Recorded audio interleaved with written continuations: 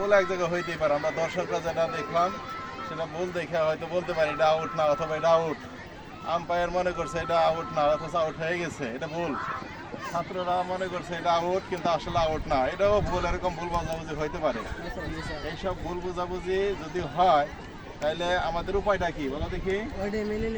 উপায়টা কি? উপায়টা হলো আম্পায়ার কি দিল ডিসিশন, আমি হেডমাস্টার আছি বাইরে, আমার কথায় কাজ হইব না। আম্পায়ার কি ডিসিশন দিছে ওই ডিসিশন অনুসারে কাজ হইব নাকি? আর ওইটা সবারই মাইনে নেওয়া লাগবে। এর ব্যতিক্রম যদি হয়, তাহলে আমরা ওই টিমকে 2 বছরের জন্য এই খেলা থেকে বহিষ্কার করব।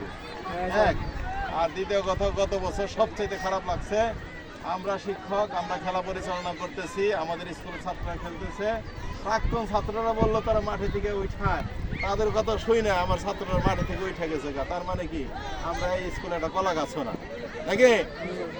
তারা বৈধভাবেও যদি বলে থাকে আমাদের পরামর্শ ছাড়া এই মাঠে থেকে যাওয়া যাইব মন থাকবে তো? এই সব নিয়ম নীতি মেনে আমাদের খেলায় অংশগ্রহণ করতে হবে। জয় পরাজয় থাকবেই, জয় পরাজয় নিয়েই খেলাধুলা সৃষ্টি হয়েছে নাকি? এক দল জিতবে, এক দল হারবে, এই ধরনের মন মানসিকতা, হেরে যাওয়ার মন মানসিকতা যাদের আছে তারা খেলায় অংশগ্রহণ করতে পারবে।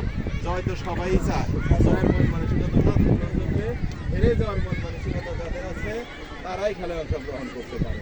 যাদের হেরে যাওয়ার মন মানসিকতা নাই তারা কিন্তু খেলায় অংশগ্রহণ করতে পারে না।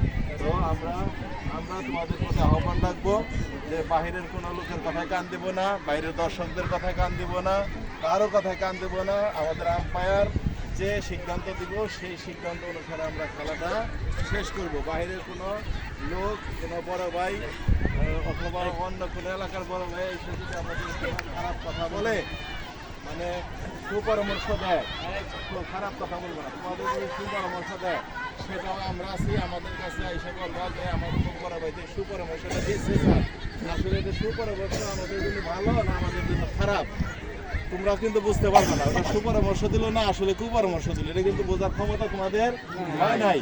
আমাদের কাছে জিজ্ঞাসা স্যার আছে, অন্যান্য স্যার আছে যে অমুকে যে কথা বললো স্যার এটা ভালো কথা বললো না খারাপ কথা বললো, আমাদের কাছে জিজ্ঞাসা, আমরা সেটাকে আসলে বিচার বিশ্লেষণ করে দেখবো তোমার ভালো চায় না খারাপ চায়, স্কুলে ভালো চায় না খারাপ চায়। যদি ভালো হয় তাহলে আমরা তোমাদের সাথে আছি, খারাপ হলে পারে সেটা আমরা কি করবো না, গ্রহণ করবো না। ঠিক আছে? সবার সাথে জানি এই সবাই তো এক স্কুলের ছাত্র, আন্তরিকতা আছে, এই খেলার মাধ্যমে যেন আরও আন্তরিকতা সৃষ্টি হয় এই আশা রেখে সবাই সুস্বাস্থ্য কামনা করে।